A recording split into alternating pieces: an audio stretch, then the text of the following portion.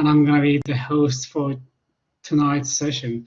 So we've got a really exciting set of presentations lined up today, tonight. So let me just, perfect. So we are Computational AEC. If this is the first time you're joining us, welcome. Thanks for joining. We have been around since 2019. We are essentially a group of people that are really passionate about computational design and technology in the AEC industry. And since 2019, we've been organizing quarterly sessions where we invite people from multiple disciplines to share technical examples of excellence across the field and across the industry more broadly. And since the whole, I guess, COVID-19 situation began, we decided to start doing online events, and we've actually found them really, really great because we are able to gather people such as tonight's speakers that are from all over the world. And it's really interesting when we start actually seeing the amount of reach that these events are starting to happen. So I'll have a slide later on today with where everyone is joining from today, which is quite exciting to see how it's from multiple continents, I guess. If you want to know a little bit more about us or get in touch about upcoming events or possibilities, we have a Twitter account, we've got a LinkedIn page, an email, and a GitHub page in which you can sign up for our newsletter and keep up to date with events, as well as watching all the previous events and the recordings in YouTube. So this event is going to be recorded as well, and we'll upload it as we've done with previous ones on our YouTube channel. So special thank you to the organizers of the event. So we've got Venkatesh, Has, and Ali, which have been doing amazing work to make tonight's event happening. And of course, as usual, we've got Jane Clancy and Will Josk from Swinburne University. So special thank you for them. They are making sure that the technology is working and doing all the magic on the background. So thank you very much, Will and Jane. I really appreciate it. So as I said, there's a lot of people joining from all over the world. It's actually just, I don't know, I just find this fascinating, really, really exciting. Hopefully tonight's session then is going to allow for a really interesting debate at the very end. The way that we're running tonight's session is going to be via 3 presentations, one from each of our speakers. We've got presentations for about 20 minutes each, followed by questions and answers directly directed to the presenters. And at the end of the session, we're going to be having a roundtable discussion. Towards the end, we're going to invite everyone to open their microphones or start asking questions directly and engage on conversation with the speakers. We found out from previous sessions, it's actually quite interesting to hear from everyone their opinion and start engaging with the speakers themselves. I think this is a really good opportunity to do so. If you haven't already, I also encourage you to have a look at our LinkedIn page. We've been posting videos, snippets of interviews that we've conducted with the speakers over the last few days, and they are very, very insightful, particularly when it comes to the background of the speakers, where they're coming from and how they got engaged and started in this really interesting field, which is tonight's session. We're going to be discussing everything about artificial intelligence, data, and generative design in the architecture, engineering, and construction industry. So I'm very thankful and really excited to announce tonight's speakers. We've got Theodore Galanos, who's a senior researcher at the Austrian Institute of Technology. We've got Iro Armeni, postdoctoral researcher from ETHZ Zurich, and Nic Bao from RMIT University. So we've got Malaysia, Switzerland, and Melbourne on the line, which is what we can do with online events. This is pretty exciting. So thank you very much for joining tonight's session. And thank you, Theodore, Iro, and Nic, for agreeing to present tonight. I think there's a really broad range of skill sets and mindsets in tonight's panel, as well as multiple geographies. So the conversation is going to be quite exciting. First up, we have Theodore with our first presentation. Theodore, welcome. How are you tonight? Hello. Yeah, thanks everyone. Thank you for inviting me. This is a great session and a great opportunity to discuss all these ideas. I will go ahead and share my screen quickly. Hopefully it will work. And I will share screen 2. Okay. And let me know if you can see the screen. Yes, we can see your screen now. Thanks. Okay. Thanks, Okay. Iro. Yeah, thank you. So yeah, thanks for the introduction, and it's great to be here. And today I will discuss a small part, or let's say an important part of my work, the last few months actually and year, which relates to semantic generation. And the sort of cheeky like title that I have is semantics is all you need, and in general, semantics as a new paradigm for generative design. And of course, this is a bit of a meme title following all the AI papers and how they use it. But I truly believe that this could be something very important for generative design. So semantic generation. Before I go into the presentation, I would like to discuss a concept that fascinates me. It's the dichotomy, and I think it will help both understand what I'm going to present and also where I'm coming from, how I see all these ideas, right? And the person that I like to bring up when I think of dichotomies is Pascal. Pascal was a philosopher, scientist, mathematician, physician, and theologian, right, in the 17th century. And he said many things. One thing that I like is that we know the truth not only by the reason, but also by heart. And what fascinates me about Pascal is that even though he was active in the scientific revolution, right, he was a very important scientist and believer in the scientific method. He was also a believer in religion, right? So he was firmly in two camps, and in fact, he never once doubted or took the side of one of the two camps. And I find this fascinating because after hundreds of years, we still discuss about Pascal. But a lot of other people that might have been dogmatic and chose the superiority of the scientific method or the one truth of the religion have been forgotten. So I have always thought that working in the interstitial spaces between ideas is where things really happen and is where we find most of the value. And I really want to make this point tonight, and especially in terms of dichotomies, I think that they are very commonly false. And I want to discuss two false dichotomies that I think relate to my presentation today. One is this dichotomy between research and practice. A lot of people that I talk to, they see me as a senior researcher, for example, as you described me, and they sort of position themselves across my work as something that is research, out there in the clouds, not really very practical, right? When I discuss my practical work and how it led me to finding new ideas and conducting research, researchers might think that is not so important or looking ahead. So we always have this dichotomy, and I think it's not productive at all. It's actually counterproductive, I think. And how I've always approached my work since I was a practitioner and now is by combining research and practice at all times. So when I was in practice, I was always researching for new tools and new ideas. And now that I'm conducting more research than practice, I'm always creating research. I'm always conducting research on design workflows and ideas that can be used in practice. So it's always grounded in practice. And I really think it will help us, for a moment, we consider this work and maybe in general AI in the AEC under this sort of understanding that there is not an absolute separation between the two. The second dichotomy that I want to discuss is this AI-driven versus human, right? We have this debate a lot of, AI-driven or AI tools sort of subvert or replace humans, right?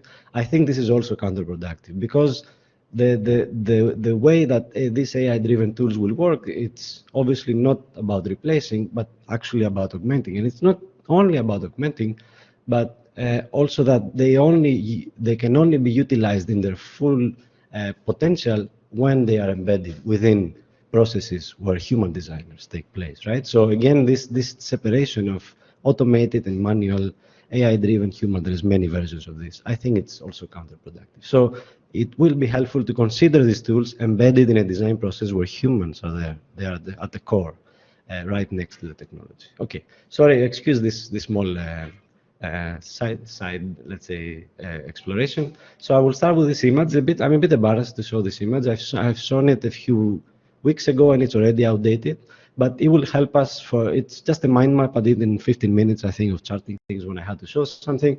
It will help us today because at least it has the area where I'm going to focus tonight. And this is the area of semantic generation. It's somewhere here in the map. It's not very important what is there. I will showcase everything that is seen. But I just want to say that what I'm going to show is a small slice of an already reductionist, vision of this mind map that is just by me, right? Just to show that what the potential and what the outreach of these technologies are. Before I go into all the details, I want to discuss representation first. And the best way to discuss representation is by this work by Picasso, the bull. And I think it makes a nice abstraction to what we mean when we talk in AI about learning good representations and understanding, the embedding and latent space of things. And I think Picasso, all of his work was that. If he was alive today, he would be full on with AI, I think. All of his work was, how can I distill this latent representation of this concept that I'm trying to design, right? And you can see here, he's trying to design and draw a bull, and he can go from, a more conceptual design to a more detailed design and a more, cubist and abstract, all the way down to his name, which I find very nice, fitting very nice to our concept today, because the last thing of abstraction that he shows is just language, right? So this is what we mean by the representation in the AI domain, is really this. How can we really hone into what is important, right? What are the important dimension aspects of a thing, of a design space, of a concept, of a model, everything that we have. Okay, so the first thing I want to talk about is this paper, Learning Transforming Visual Models, excuse me about the noise, from Natural Language Supervision. This long title no one knows or remembers, but what some of you might know is that this paper was the one that introduced CLIP. CLIP is a very famous model that is used by a wide range of people right now, mainly AI artists, but also a lot of generative design artists, a lot of, even in architecture, I believe a lot of people are using it. And it was the first paper and the first model, and thankfully, perhaps by mistake, it was open sourced, that really changed this whole field that I'm going to talk about today, and really changed my view on all these ideas. And what CLIP did was extremely simple, right? It took two inputs. One was an image, and another was a semantic annotation of that image. So imagine an image of a puppy and a text that says, this is Pepper, the Aussie pup. And all it did is it built a common representation, again, we go back to the presentation we discussed just now, between those two things, the visual domain and the text domain, the language domain. And that was the brilliance. All the method and the model was very simple implementation. The code is less than a page, I believe. Everything simple. But what was the biggest difference was that it was trained on top of 400 million pairs of these image and text annotations, right? And I like to call CLIP as a slice of the human visual unconscious in a way, right? Because it has really seen a very large percentage of what is out there on the web, at least on the web, in the visual domain, and has learned to represent and to embed it in a representation in a space where language and vision are embedded together, right? Are connected with each other. And what this enables is an incredible capability in many different tasks. And the ones I'm going to talk about today are generative tasks. For example, many AI artists have been using CLIP to generate beautiful works of art, I think, right? And the power of CLIP is that since it has seen so much of visual content and of language content, it can really combine, it can really visualize and combine very abstract and very complex concepts, right? We see here, a wooden computer, right? It's both abstract and artistic, but also what we asked it to do. Or it can even have very extremely nice consistency in what it creates, like in this Enchanted Garden by James Gurney here. And what people started to realize slowly is that they can do many tricks to sort of get more things out of it. One of the tricks is this overloading that you see up here. So the person here asked for a boat in the sea in a storm, a boat in big waves. So you see this repetition of the same concept in different ways, right? And this provides more and more information to the model, and it allows us to extract more visual clarity, let's say, more connected to what it can do. And all these tricks were propagated across the community, an incredible open source community. And other tricks were, we can prime it or sort of prompt it with an artist, for example, by Ben Wana, by James Gurney here. And we can create images of concepts in the style of specific artists. And here I tried to do something yesterday for this presentation. So we can have a sunset at the beach by Georges Seurat. He's a famous pointillism, let's say, artist. And then a sunset at the beach in the style of pointillism, which also results in a similar aesthetic. And a very famous trick by now, and sunset at the beach by adding, and then we add Unreal Engine and trending on ArtStation for some reason. And all this not only provide different semantic content, but also provide completely different visual content. And in the case of Unreal Engine, it has been shown it provides incredible clarity as well. So there was a very big, let's say, a community that found all these things that now no one knew about it, not even OpenAI, who released the model, right? Here, for example, we prompted with an image and a semantic annotation. So it's a portrait painting by Kihiko Yoshida, and then Clip can sort of autocomplete these things, right? It can create different paintings here, and you can see there are different outputs of the same input, right? And again, it understands that it needs to remain close to the input and also add this semantic content on top of it. And I don't know what you think about all this, but I was mind blown when I saw this. I can't explain how science fiction this was 1 month before Clip was released. Like it's really hard for me to explain how far we were before Clip was there from actually generating anything with semantic content, right? Doing anything proper with semantic generation. Quality was really, really bad, even in the things that kind of worked. So Clip really changed everything for me. And I started experimenting. This is a very bad style model of buildings, very undertrained, small data set, and still Clip is able to extract semantics, right? It can extract a small house, for example, here, something that looks like a small house from top down. It knows what a large office tower might be. It can even create two buildings next to each other in front of a park, right? And what I really like, this example here, it can even understand the weather sort of concepts, right?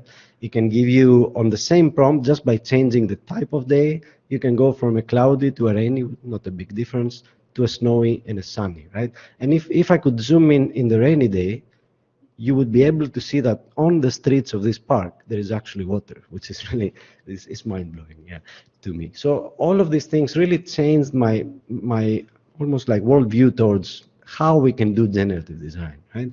And the role that semantic content and language can play. And this is what I'm going to talk about today. So the next model that came out, a very famous model again by OpenAI, actually at the same time was DALL-E, and we all know this. Probably you've seen this blog post and the famous armchair in the shape of avocado. So DALL-E was able to take a text and create an image of that text, right? It was trained a bit differently than Clip, and it was still using Clip to sort of generate, rank the outputs, but it was never released. So thankfully there was an open source community in which I played a very small part, and I was there and I was following and trying to help, where we tried to replicate DALL-E, and we tried to train our own DALL-E models at different ways, right? And the thing that I really wanted to research was, can we have something like this that is domain specific, right? Domain specific, because I was interested in architectural design or engineering design or in general in design. So can we have something that is as good but focused in a narrow domain of design? So this is what I try to do with architecture DALL-E, right? And I call this sort of design with language, right? I hope it's a bit obvious why that makes sense, designing with language. And what architecture DALL-E was, it was a very simple idea, right? I took the, let's say, simple scope for it, so house layouts, and then I created certain layouts, hundreds of thousands actually of layouts, and then next to them, I started to add semantic annotations. And these semantic annotations were, just limited by my own imagination in a way, right? And these datasets, of course, they don't exist. So of course we need to create them, because as I said, a few months before I was doing this, no one even was thinking about semantic generation, right? So this was the process: generate hundreds of thousands of layouts, and then generate, millions of annotations across these layouts. And these annotations had very different things. I have, number of rooms and different types of rooms, adjacencies, locations, and all these things. You can imagine like expanding this as much as you want, especially as you move from concept design and adding more details, as we'll see later. And after I had this data set, I trained a DALL-E model on the open source code that was developed. And slowly the models became better, and the last version is the one I will show you right now. So this output here, the images you see are layouts generated by the DALL-E model, and the input that was given was a house with 3 bedrooms, 2 bathrooms, and a corridor. Right? These are the top-ranked models that I did manually because I didn't have an architecture clip, which would be nice if we get. So I manually selected the best ones, right? And you can see here that it's actually really good, right? It's a really good, not only a really good sort of representation of the prompt. You can see the bedrooms, in the green color, and the bathrooms, but it's also like quite diverse, right? It's interesting design. Some of them, of course, an architect might see and say, this is ridiculous, I will never build it. But I feel, and we discuss why later, I feel that's also very useful. So you can do other things, of course. Here I prompted with a house with 7 rooms and a corridor, so really tell it what to do, just 7 rooms, right? And give me a corridor in between. Again, many different designs. Some of them have 3 bedrooms, 1 bathroom. Some of them have 2 bedrooms, 2 bathrooms, and so on. Why? Because it just needs to reach this number. It doesn't care about what these are, right? And we can do even more things. We can, for example, ask for a house where a bedroom is located in the north side. So you can imagine north side as the compass, right? The top is the north. And again, what is it doing? It's creating layouts with many bedrooms where at least one of those bedrooms is on the north side. Why? Because I asked for a bedroom to be on the north side, right? Only one, but I didn't say that it has to be one. So again, it creates a diverse things, many different designs and number of bedrooms and bathrooms, as long as one is on the top. But we can also prompt it by the bedroom to be located on the north side. And the model will sort of understand, or has learned to understand, that this relates to a single bedroom, right? Just because of how the annotations were made, by the way. It hasn't created a super intelligence, right?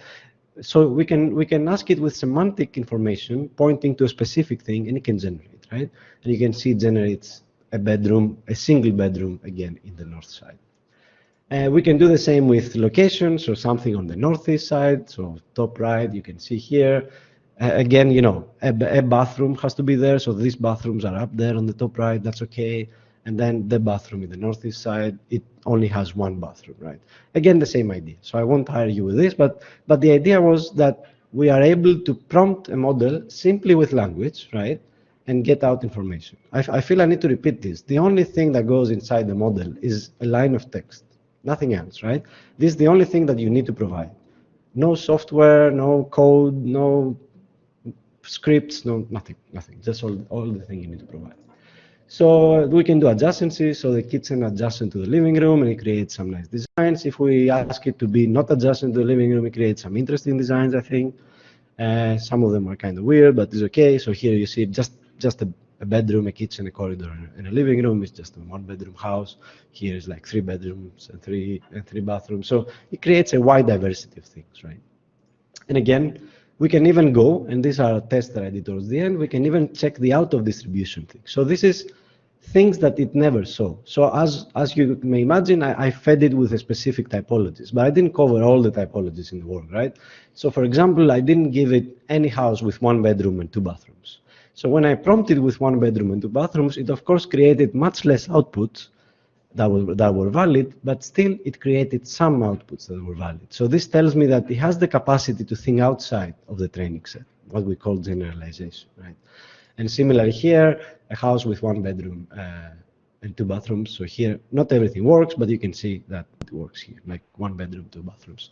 And that was the generalization. But of course, there is a problem here, right? And if we remember the first false dichotomy, I mentioned that we should not separate research and versus practice. And this is very nice research approach, but it does have a big problem. I'm not sure if you've noticed it, in if you want to make this practical. And the problem is this one, actually. The output is an image, right? And it's not so much that the image quality is not so nice. It's 256 by 256 pixels. It's just that it's an image. And while the image is a very nice sort of conceptual tool that we can use for creativity perhaps, or to display, to communicate, is not something that I can do downstream tasks on top. And because my interest is to do a complete end-to-end design process, right, with performance-driven design, simulations, evaluations, optimization, I need something that I can directly plug into that. And an image doesn't work. And it's actually quite difficult to create a design, a layout out of this. I know because I tried. It was almost harder than training the model. So what I tried to evaluate was, how can I escape this visual domain, right? How can I create something that is not in the visual domain? And this is the second part that I will try to show you now, which is architects. And the idea about architects, and I describe it a bit as an inverse of what we just saw, is to use language as design. So instead of thinking designing with language, we really think language as design. And it's a very simple but sort of giant leap for what we were doing before. We no longer go from a semantic input from language to a visual like artifact, but we go from language to language. And then the output of the language describes our geometry, right? So this is the whole trick that happened here. But it was a big and an important step.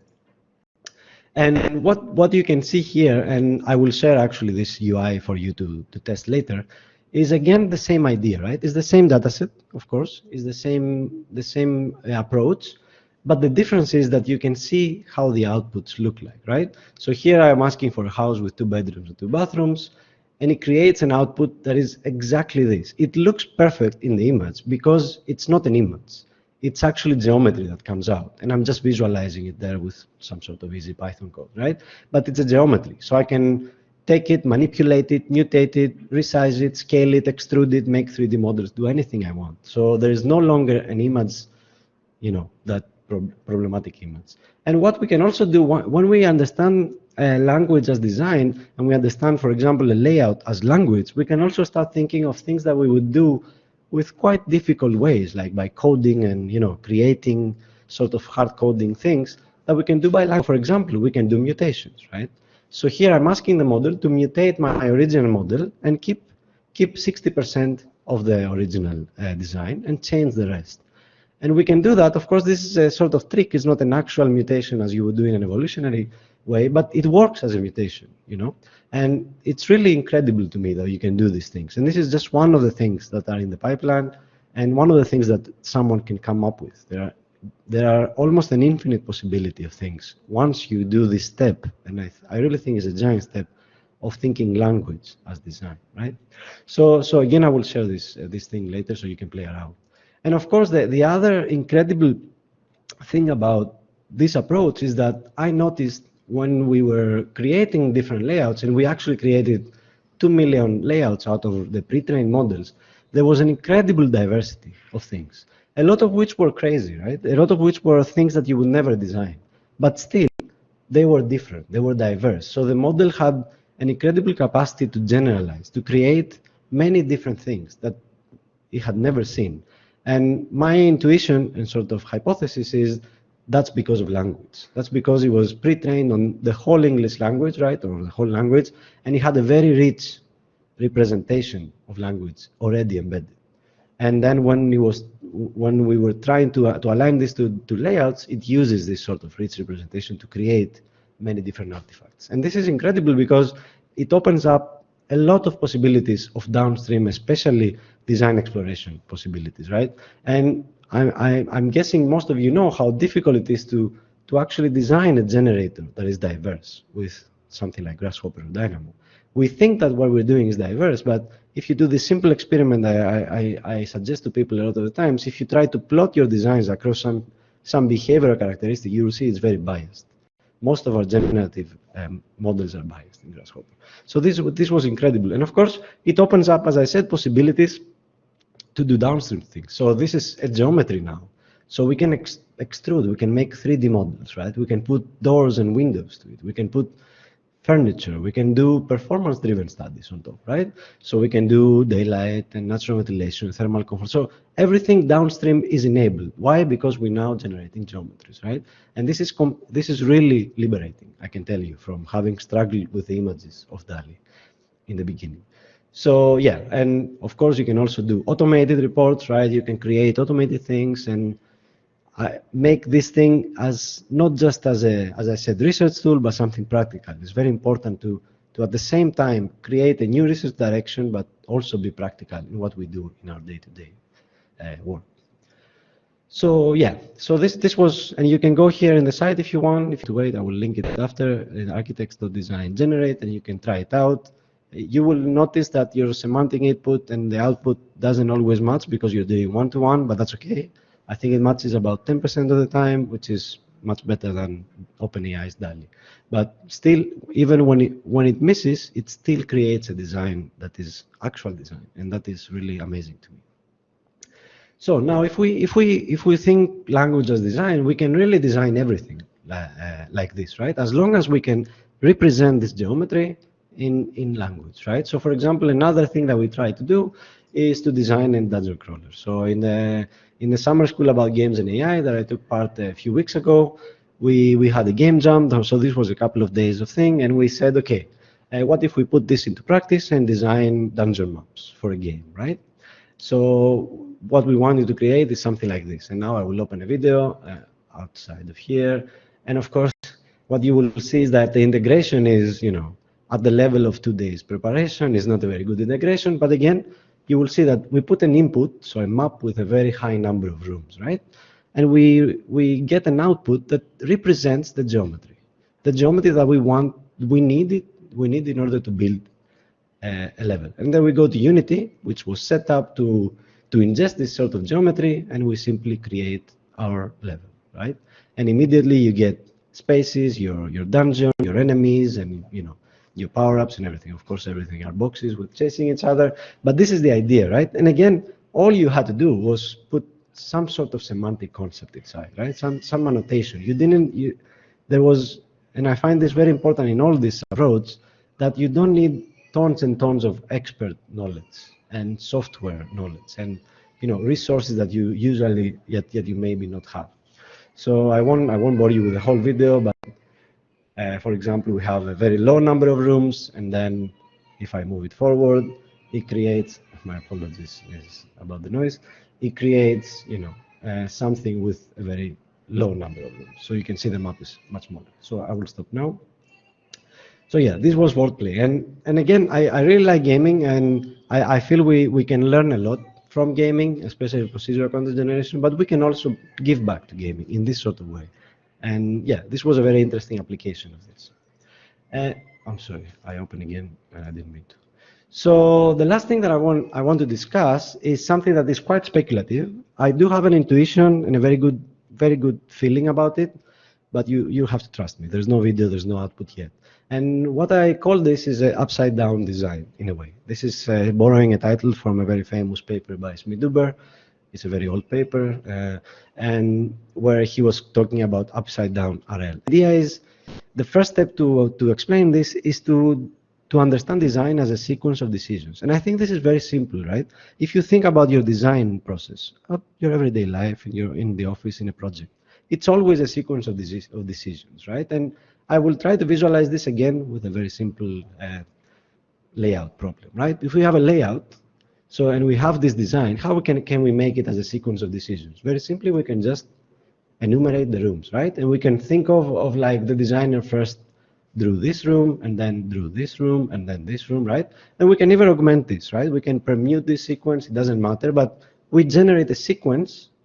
We flatten, in a way, this two-dimensional design into a sequence of steps, right? And each step is the addition of a new room. So this is how simply you can think designing as a sequence. And what does this enable?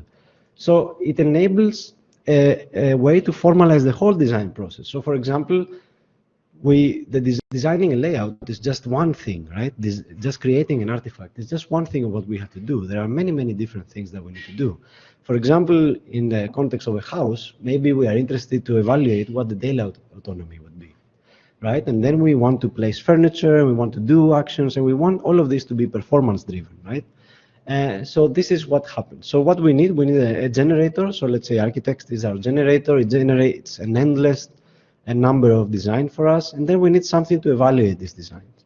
So this can be something like infrared, right? Infrared is what I do my day job in a way. So it's a surrogate model that predicts performance. It's working on the urban level, but you can imagine something similar that works on the house level, on the layout level, right? So we have something that predicts. Why do we need something that predicts? Because we are talking about large-scale exploration here, right?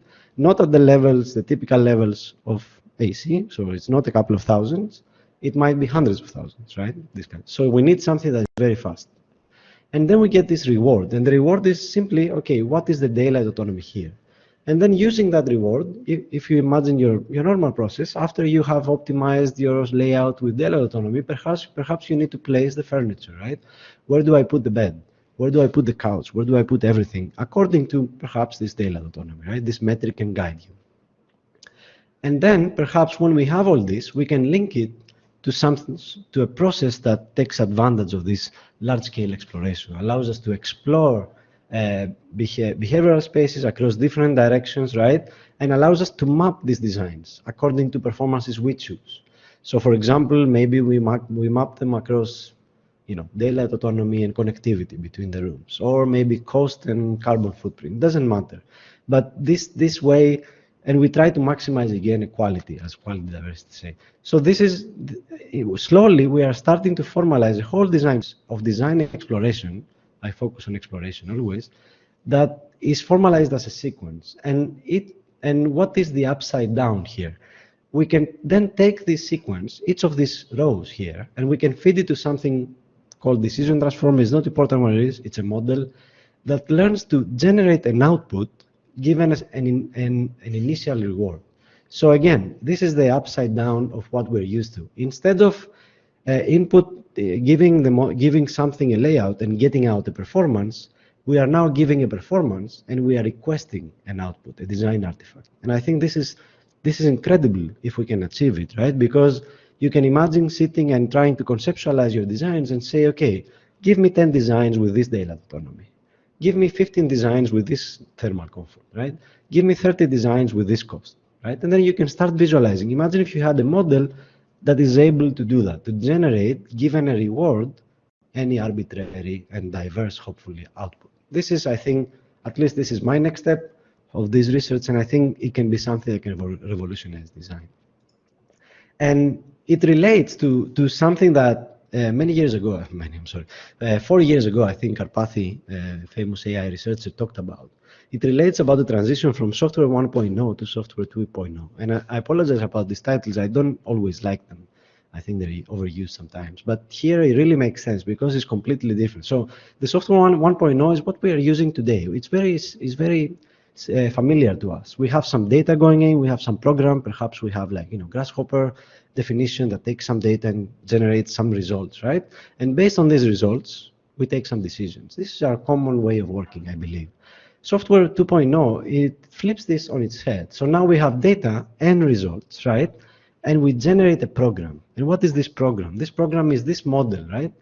This model that is able to, after that process of generating it, to help us generate an endless amount of outputs based on some information that is important to us, right? And this is, I think, the proper way of viewing AI in design and all these deep learning models, pre-trained models. This is the proper way of seeing them. Not as just a model that can be used to do something that is fun and creative only, but as a program that allows you to do a task, right? And completely freed from dependencies, from expert knowledge, even all this software that are needed, at least after you have created it, right? So I think this is an important step and a very nice conceptualization of AI in AEC. So yes, maybe semantics is all we need, of course, under the concept that I just described of if we're using it to completely invert and sort of subvert how we're considering the design process. And I do think that semantics will be not all that we need, of course, completely, but will be the driving force behind generative design and going forward. And yeah, so and all that I wanted to remind, it was just a small slice, right, of my own reductive mind map of things where AI can interact and intersect with the AEC. But my point here is that you can do a mind map like this. Every one of you can do a mind map like this. Every one of you can, and in my opinion should, experiment and explore in the intersection of these ideas, right? Because that's where all the nice things happen, right at the intersection of these ideas. And I will close with another quote by Pascal, which I think defines me very well, describes me very well. Since we cannot know all that there is to be known about anything, we ought to know a little about everything. And I think this has really helped me a lot in my work so far, and in this research and whole project that I have. It has helped me because I have kept a generalist perspective, right? And I always try to look further than what I'm trying to do to find solutions. And I honestly think that everyone in the AC can do that, because we all have so much to offer both to our domain and to other domains. So thank you very much for your time.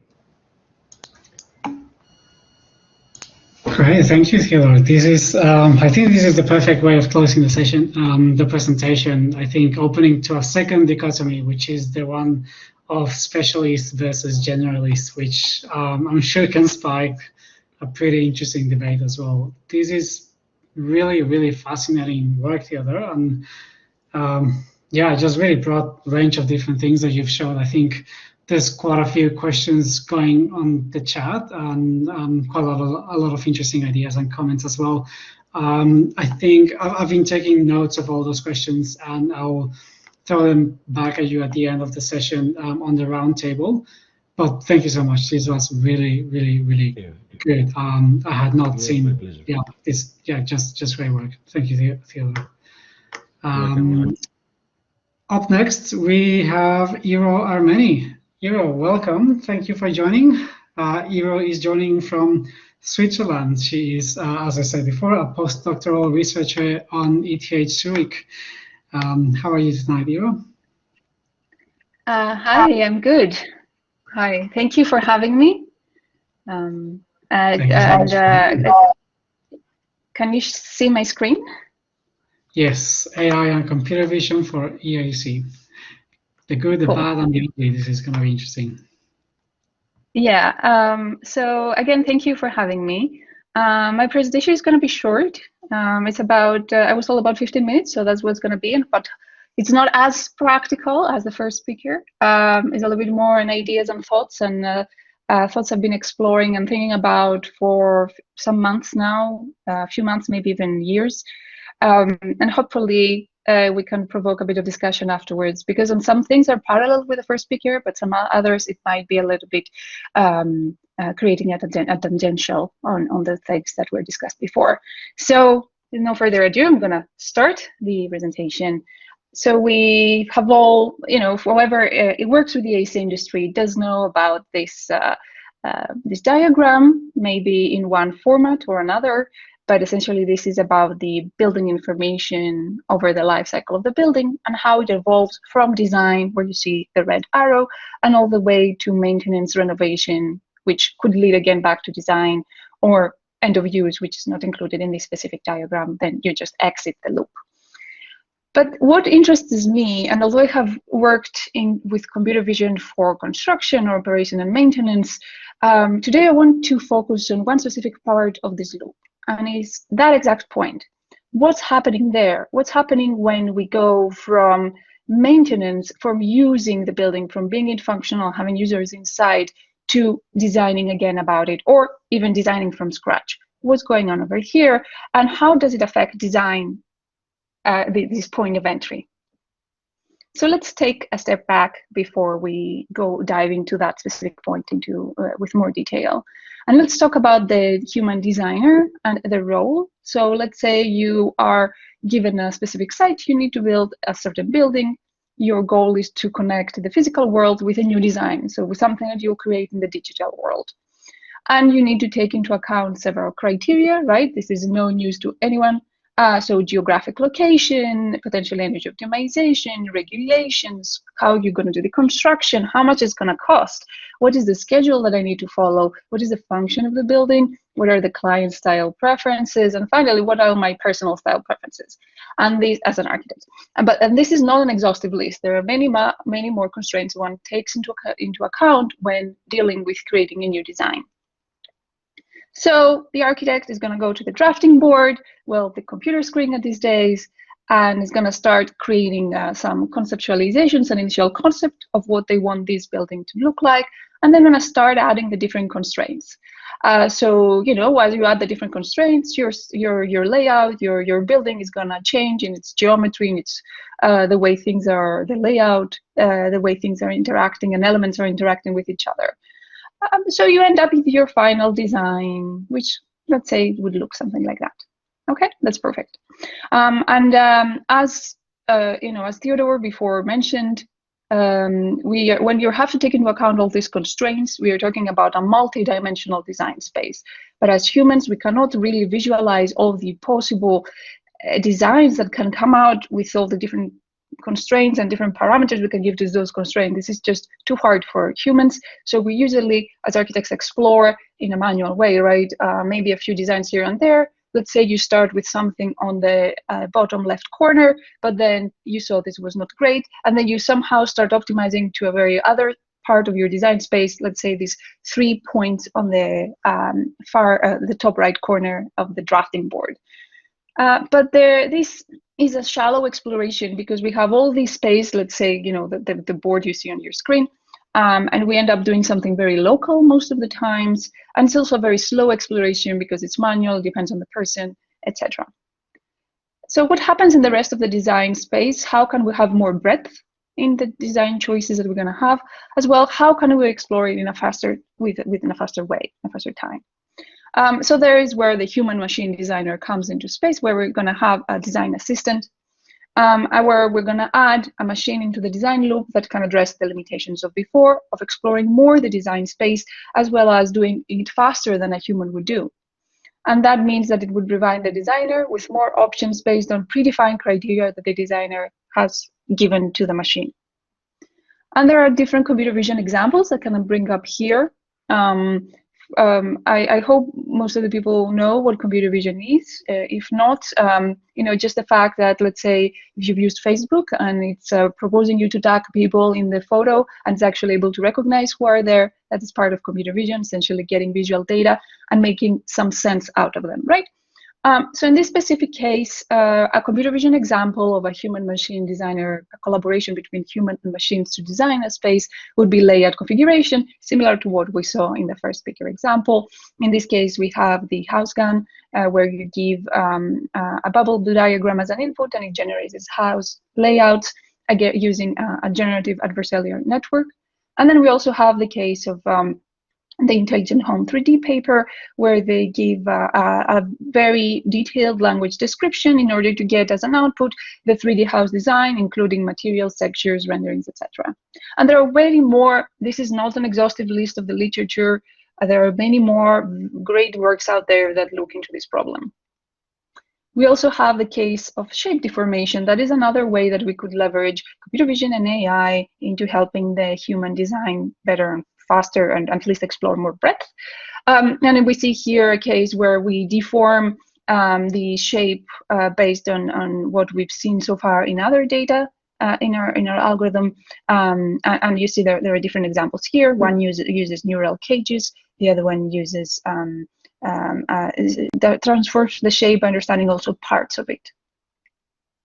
We then have a very known old paper on style transfer, and I say old, although it's from 2017, because the field is exploding and developing so fast that this is now a bit older than other works, but still very influential. Cycle GAN, where you're able to essentially transfer style from one visual data point to another visual data point, and specifically this has been applied to images. As you can see here, for example, you can get a Monet picture and a painting and make it look like a photo, and also vice versa, zebras to horses, summer to winter. or get a photograph and make it look like Monet painted it, Van Gogh, Cézanne, or be a ukiyo-e style representation of that photo. And we also have style change. These are just, again, as I said, some examples on some just very selected papers. There are so many other works out there.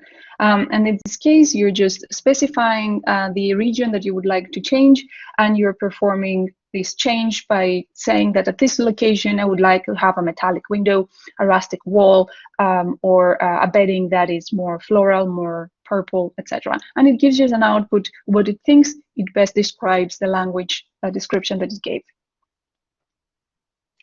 So what is the common denomination with among all these papers and examples is that they are learning from existing data. So let's say in the case of the house gun, they're using a collection of floor plans, of 2D floor plans, and they are able to learn from this data, leverage that knowledge in order to create house layouts that are more plausible as possible, because they've learned from already existing data, right?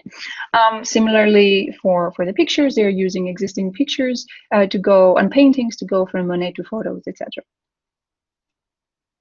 And so if we want to think about designing a building or a layout or the whole building, etc., we can do something similar, right? Because we have so many existing designs out there. We have so many buildings that exist. These are just 6 examples, and you can learn from those. We have a lot of floor plans in our hands. We can convert them in a way that the machine can understand them, of course, and you can have so many different inspirations to use and explore all the possible design space. Maybe something in the intersection of the Roberto Venturi postmodernism and Zaha Hadid's, or something go closer to Le Corbusier modernism and Mies van der Rohe, whatever one would like. However, how do we know that these designs are good? How can we essentially, how as an architect, how do we evaluate is something good or not? This goes to the point that we can use AI to generate designs, we can learn from existing data, but AI needs somehow to be guided, except if some, it needs to be guided by a specific metric. We need to have some evaluation metric or some optimization metric at least. And of course we can evaluate energy performance, a structural performance, but how about the whole design? How can we make sure it fits the needs that it's supposed to be fitting? We don't have right now a way to be doing that. And that's why I said this is more about thoughts and starting to think about how we can fix this gap rather than a specific practical application. So what metrics can we use to evaluate that we need to learn from existing data to generate designs, because we have a lot of data out there, but we want to make sure that we are learning the things that we should be learning and not something that is going to create worse designs, or we don't want to be propagating errors from the past to the future. So I'm going to talk about the design paradox, as well as what I remember I was taught when in undergrad as an architect. So I was taught to think of different considerations, right? So about the light, about the environment, the nature around, the open and closed space, the function the space would have, the geometry, the movement within this building, the how people are going to reach this building, where they're going to enter from, etc. And I also remember that I really used this book from Neufert in order to understand better about sizes and rules and what is the width of the corridor that I should have. What constitutes a good, a bathroom size? Is it something that's going to be too small and essentially impractical, and no human can really live within it? So this was for me the encyclopedia for designing and constructing. I'm not sure if this is used anymore or something else has replaced it in the educational system or in practical system, but this was for me a way to design when in my undergrad studies. But here the design paradox is that we are designing for humans that are going to live within these buildings, but we never hear back from them in terms of how did our design do? Was it a good design? Was it a bad design? were they able to live? Was it something that was really not was not compatible with the specific function, the specific users, the environment?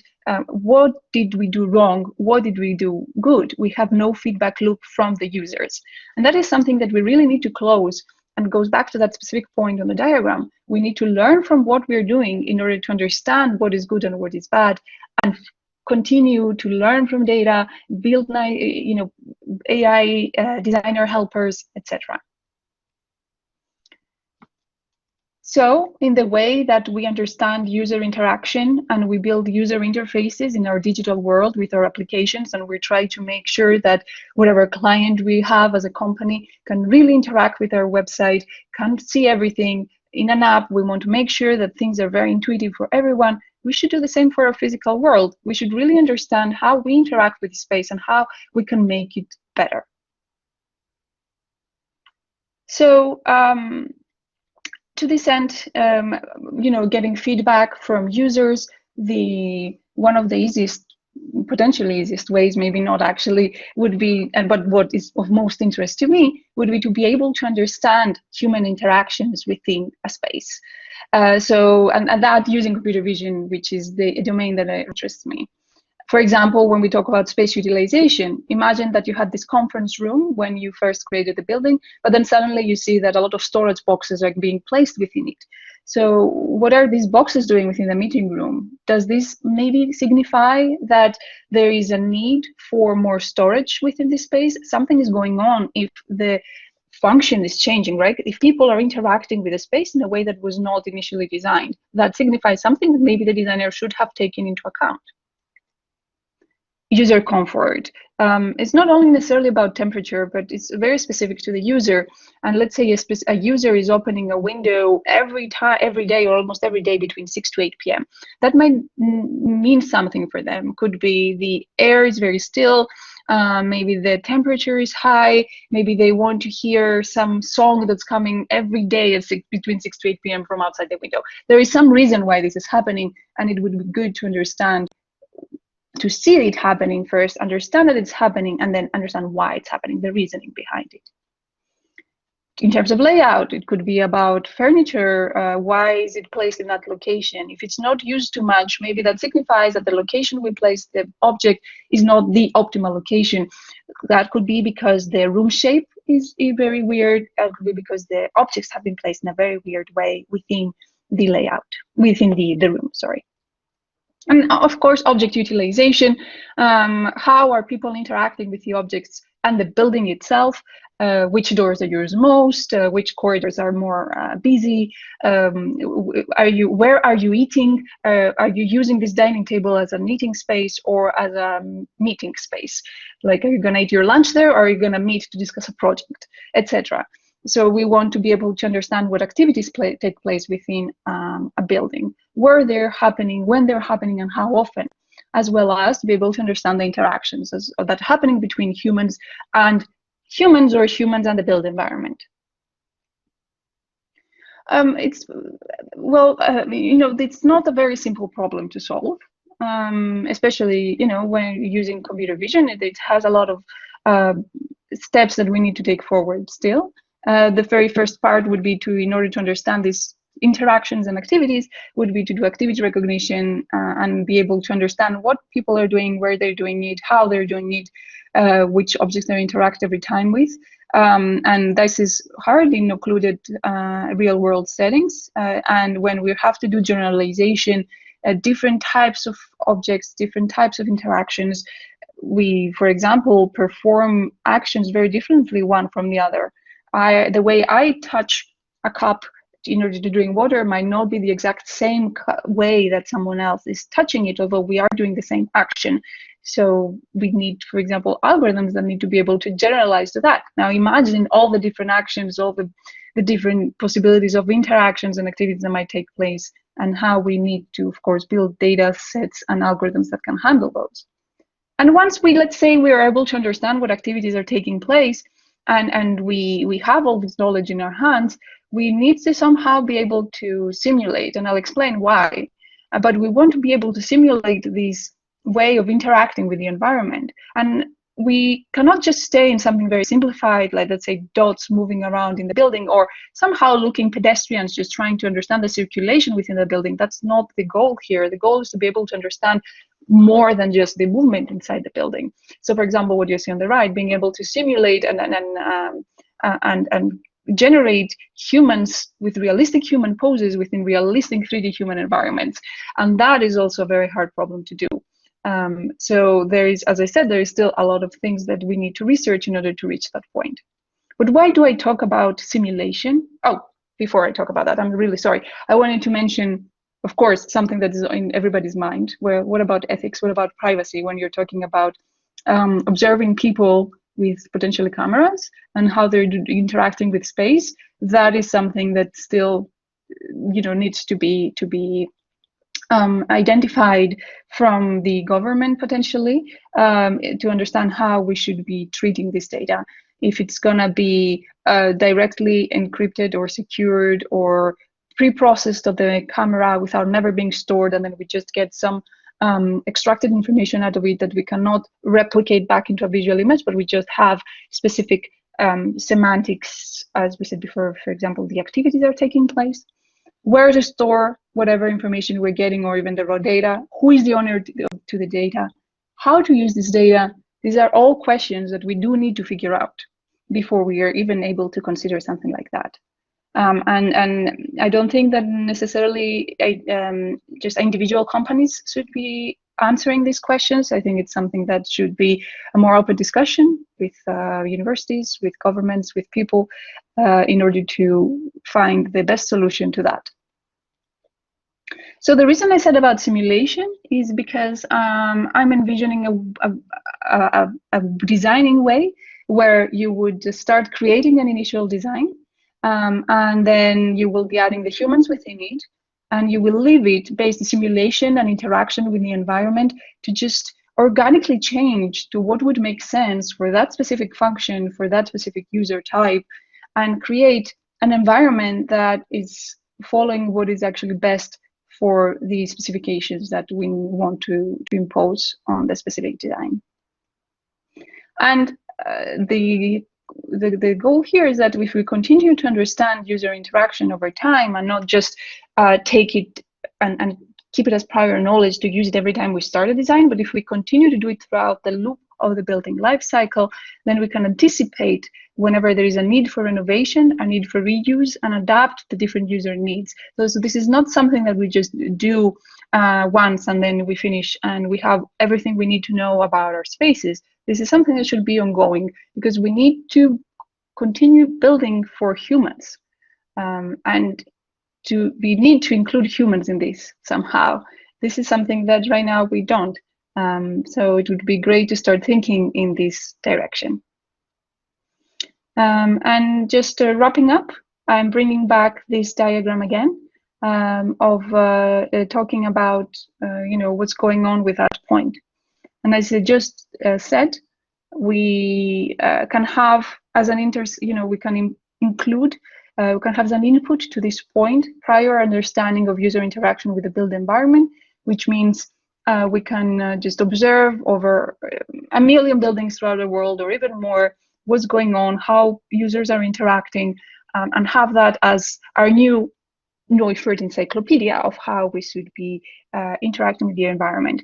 And then we can also have this ongoing user interaction, and that would be very useful when we're actually not designing from scratch the building, but when we want to consider some kind of renovation or reuse to the building. That is where we can input our understanding for what's going on inside the building right now in order to help create a better environment, a more compatible environment to what is the current need of each user inside there.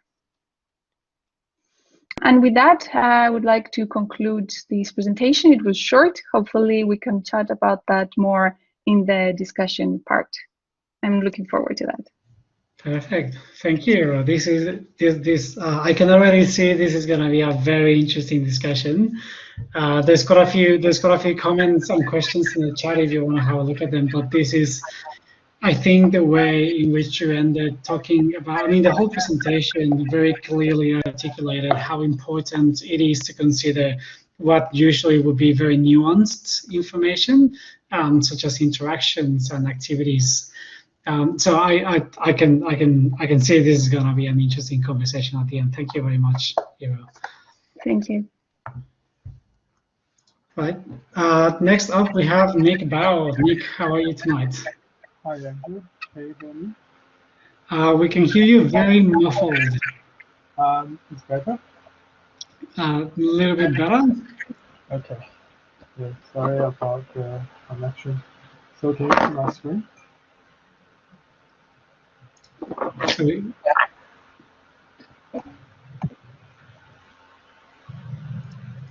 yes, we can see your screen now, Nic. Okay. So how about the sound? Is better? Yeah, perfect. Good. Thanks for joining tonight, Nic. Nic Bao is one of those Renaissance people nowadays. He's done a lot of work in a lot of different areas. He's been specializing lately in topology, optimization, and in architecture. So thanks, Nic, for joining us tonight. I'll give the floor over to you. Okay. Thanks. Hi everyone. I'm Nic Bao, and I'm honored to attend this computational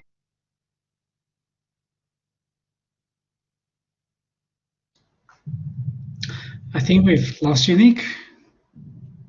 You've gone on mute, perhaps.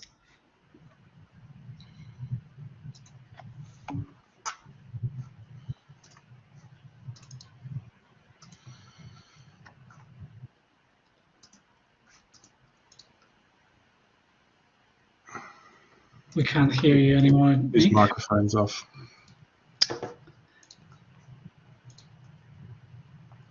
Can we fix that? He needs to fix it from his end. Okay. Nic, just if you can check your settings and see if your microphone is still enabled. Seems like he's having connection problems.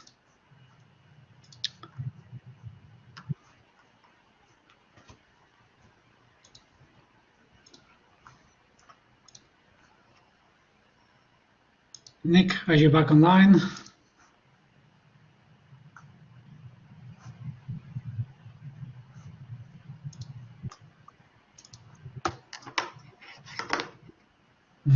I can see it having some connection issues.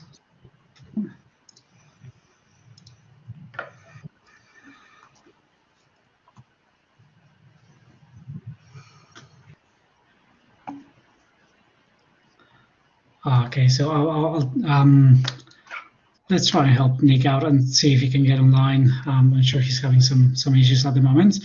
In the meantime, Iro, actually, I think a lot of people were wondering what what presentation software you use for your slides. They were pretty good. Just Keynote. Oh yeah, Keynote. There you go. Nice and easy. Yeah, I think I'm back. Hi, Nic. Welcome back. Yeah, Perfect. sorry. How about the sound? It's better. Much better. Yes. Okay. Yeah, I think since I lost my connection. Yeah. No worries. Yep. I'm sharing my screen. Perfect.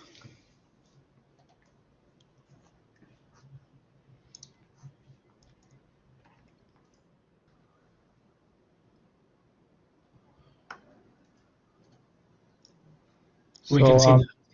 Can you see my screen? Yeah, we can see now. Okay. So yeah, I start. Yeah, hi everyone. My name is Nic. I'm honored to be here to talk about the computational AEC topic. So the topic I'm going to talk about is the intelligent tectonics, which is topology optimization in architecture. I'm based in the RMIT School of Architecture and Urban Design. And just quickly introduce myself. I'm a registered architect in Australia, and now lecture in architecture at School of Architecture and Urban Design. I'm doing my PhD research at the RMIT Architecture Tectonic Formation Lab and the Engineering Center for Innovative Structure and Material. I also have my own architecture practice, Studio Nic Bao and Formex Tech. So I'm going to talk about the performance driving digital architecture design and intelligent construction. So I believe it's part of the AI data and generative design area. The background is and motivation and problems is come from the nature and the laws, and also the insufficient collaboration between architects and engineers, and the lost connection between the complexity and efficiency simultaneously, and also in a balance between architecture aesthetics and structural performance. So my research is mainly about the algorithm for functional intricate form and mass customization manufacture of the construction industry.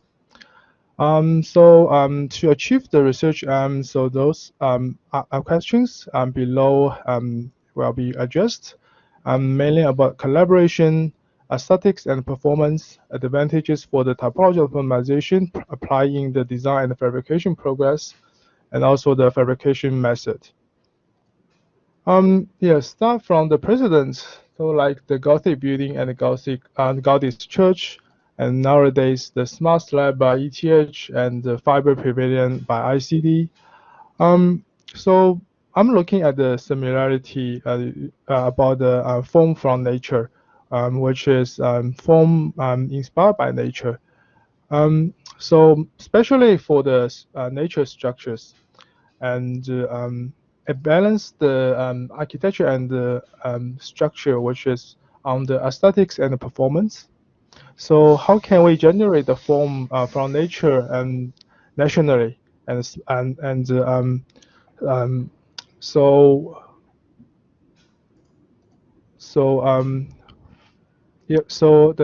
is the simulation from the apple shape optimization by Professor Mike Shear, maybe 15 years ago. So he developed the algorithm called the BESO, which is bidirectional evolutionary structure optimization method. And this model is the first prize. We apply this method to win the national competition on aerospace structure and optimization and additive manufacturing. So you can see the material has been removed step by step, but keep the similar structural performance.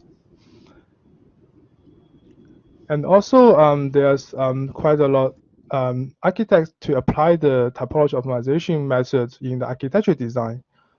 And also, Professor Mike Shear and his team developed this Amoeba software, which is topology optimization software applied on the Rhino, which can run the BESO method for the designers, which is quite smart. Plugin for the designer to get the best result for the structural optimization.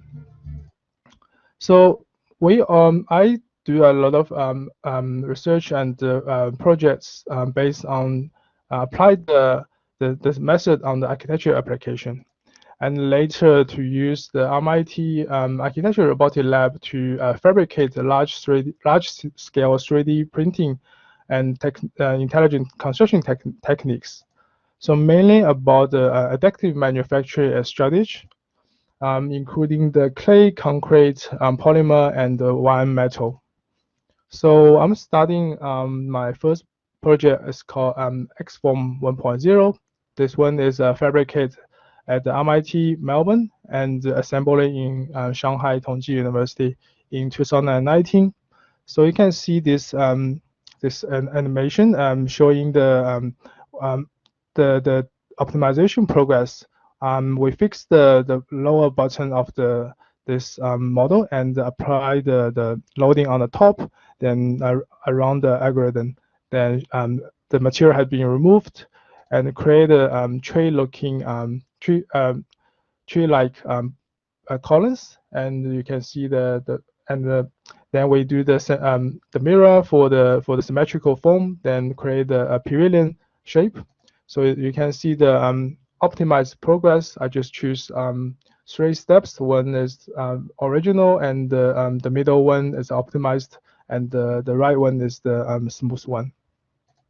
So later I put into the small printer to test if it's printable using the small printer for 1 to 10 scale. Then later we move on to the large robotic 3D printer set up at MIT Robotic Lab, leader by Professor Roland Snooks. I print this leg for 16 hours, which is about 2.5 meters high, and each leg takes 16 hours. So we print the 4 legs, and later we clean up the legs for all the columns for the pavilion, and design the joints on the base and on the top. Then we deliver it to Shanghai and in Tongji University campus, and organize students to assemble it, just using 5 to 6 hours. So this is the final outcome of the pavilion. Using the robotic topology optimization method to generate this project. So the second version of the XFORM project is in the same year. We divided this project.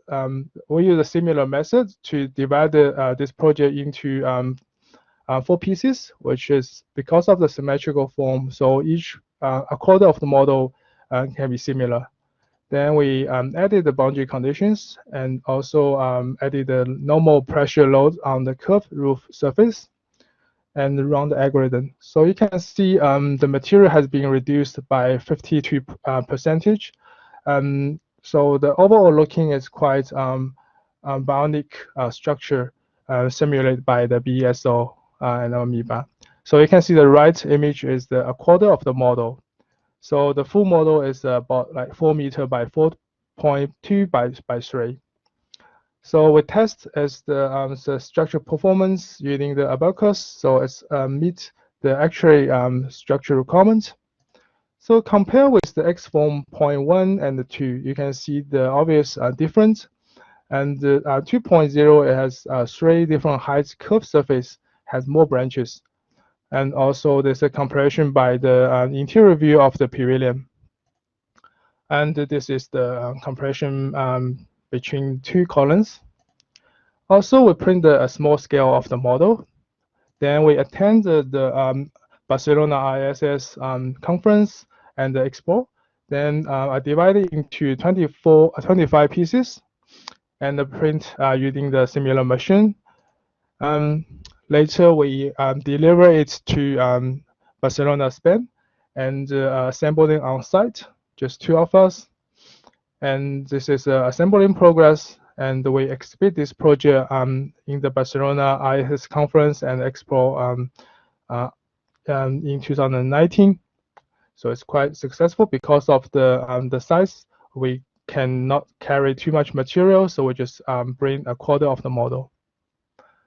Also, for this cloud effect project is a large group work, which led by Roland Snooks, and this project is mainly about carbon fiber infused 3D printed tectonics.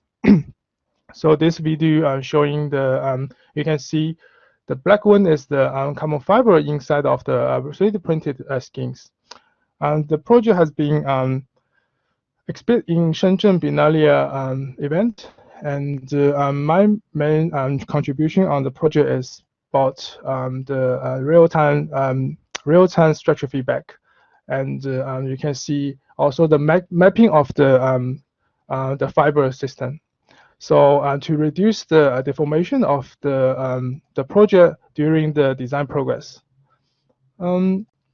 So the project has a large team led by Roland and Hassan Mohammed. And we are working on different parts of the research and also contributing to the construction as well.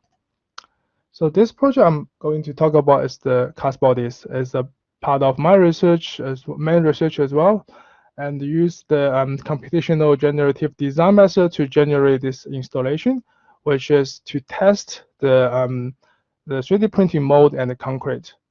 So the project also has being exhibited in the Melbourne Design Week, now invited to the FOMX Intelligent Tectonic for the Italian Biennale's Pavilion by Tom Coven. So this video showing the progress is how to cast the concrete into a 3D printed mode, and this form is this form is also the optimized form, which is showing the efficient structures. So you can see this formwork can be sacrificial or can be the temporary. Then we cast the concrete inside. Then we have two prototypes, which the one is to remove the mold. So you can see this is the real photo of the project, which is keep the same mold for the project, and it's called the sacrificial formwork. And another one is to remove the formwork, only the concrete showing as a main structure. Now we developed the project into the one print, which we developed at the MIT Robotic Lab to print the metal project. So this one is just the render of the image because of the lockdown last year. So we cannot able to print anything, but we collaborate with the University of Wollongong to print this cast body project. So you can see this is the one 3D metal print progress.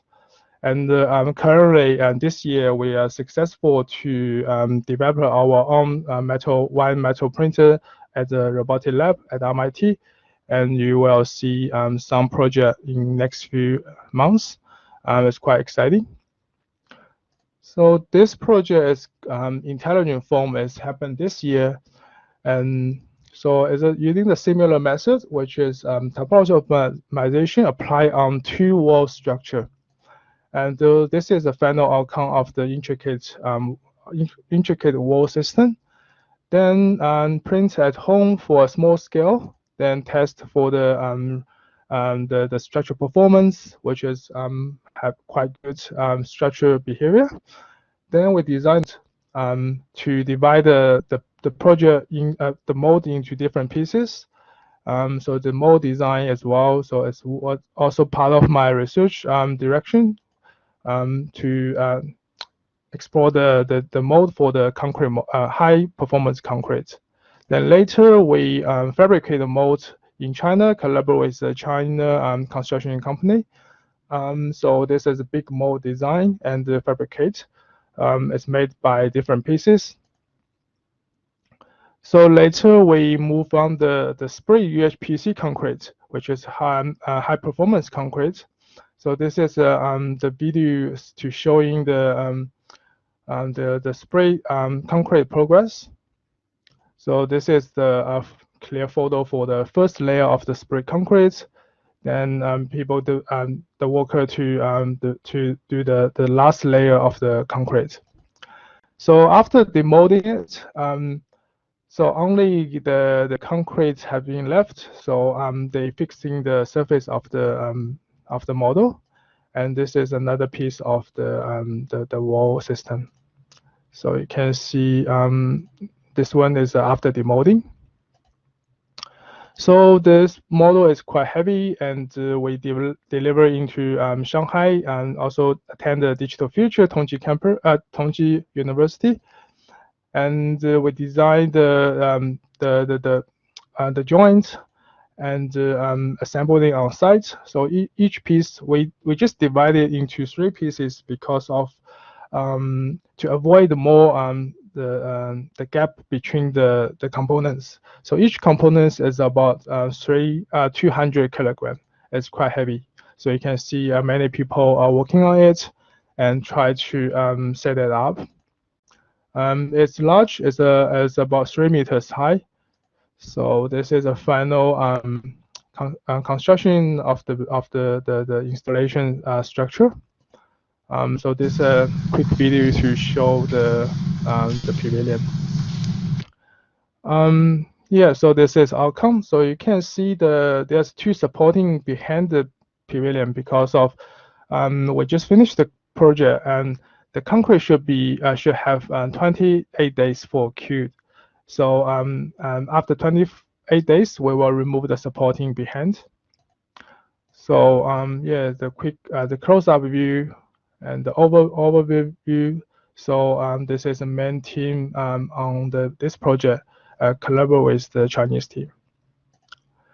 Also applied the similar methods under my design studio teaching. So the design studio I've run with Hassan Mohammed for the in the past 3 years, and also run a couple of workshop in Shanghai, China, and the casual conference. So we asked students to architecture students to apply the similar method to working on the architecture form finding. Do the structure optimization, the Swan agent optimization on the structures, and do some prototypes using different form material of the formwork. So ask them to apply the similar method on some intricate form finding, and also to do some prototype of the architecture components. So which is integrate with the tectonics and the digital design. So also we for the digital future workshop, we also ask students to use the topology optimization apply on some of the Chinese heritage design. Also last year we invited to have the same workshop to run the similar teaching content. So this is the excellent work from a group of students. Apply the method on the Eiffel Tower 4.0, 4.0. And also we also invited to the casual workshop this year and the last year. So this project is done by myself and Dr. Xin Yan. Apply to reform the facade of the La Sagrada Familia. Then this is student work from the casual 2020 to apply the topology optimization on the staircase. Also this year we run the related online workshop with our physical model as well. It's called Intelligent Form. So students are using the topology optimization applied on the architecture to create some intricate form and to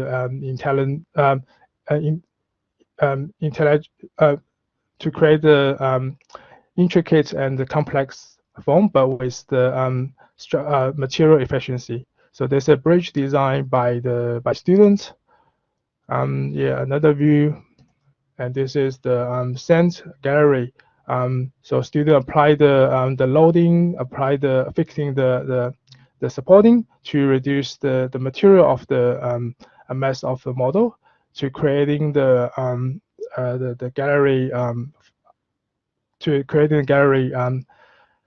then apply on the site. And another 3 talented students to apply the algorithm on some symmetrical form founding on this Ferris wheel. So this is a final render from students.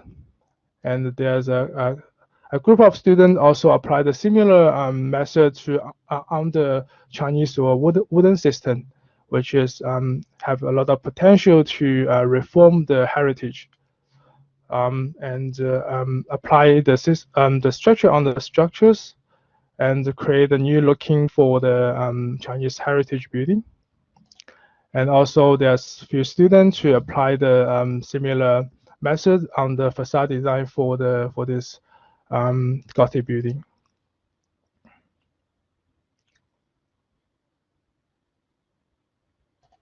Yeah, this is a final outcome for the flyby trace, the renders. So what's new in my research and the recent years? So I'm working on integrated topology optimization method with the Swan intelligence. Start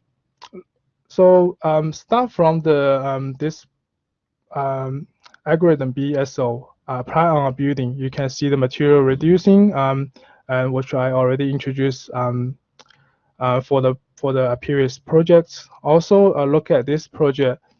Swan Intelligence, which is designed by Professor Roland Snooks, apply the Swan and multi-agent system on form finding. So I'm doing the algorithm which is integrate these two algorithms, which called the multi-agent and evolutionary computational design based on the principles of the structural performance. So this is my research directions from the theory to the method to the application. So the theory is based on the multi-agent systems on the digital design, then integrate with the structural optimization methods to integrate with the Swan Intelligent multi-agent system with the BESO method.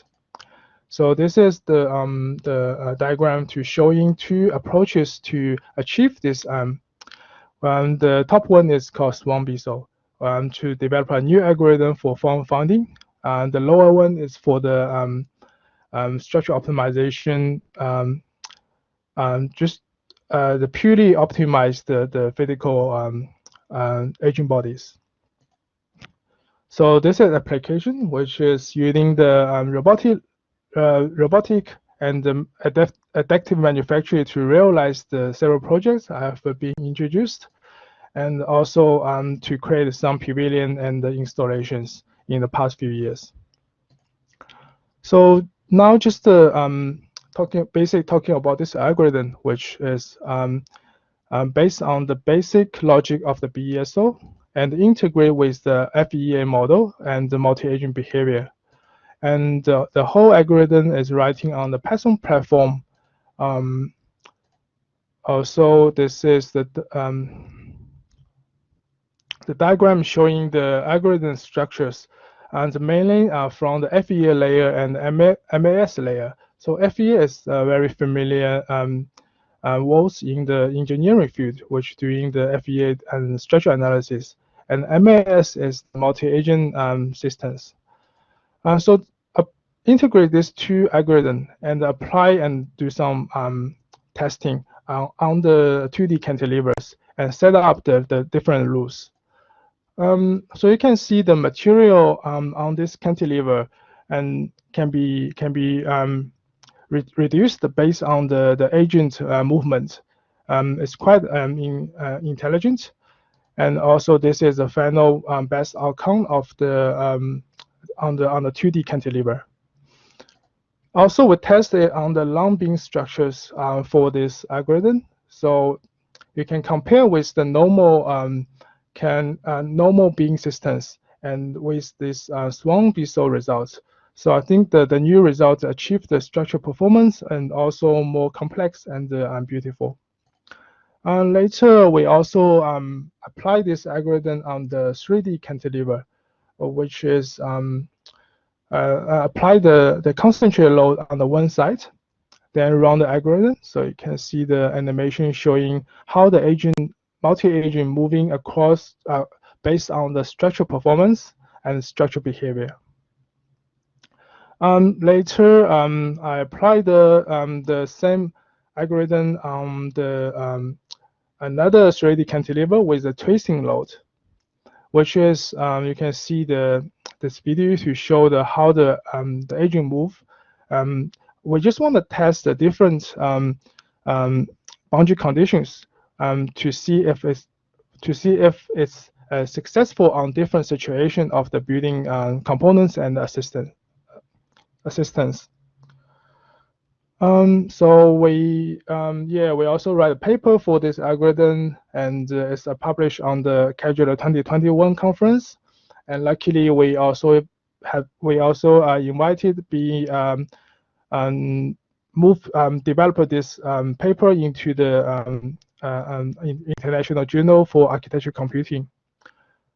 So this is the Swan BESO algorithm, which is mainly integrate multi-agent generative algorithm with a structural optimization, which is to propose a structure behavior feedback loop through the encoding BESO structure rules with the logic of the multi-agent algorithm.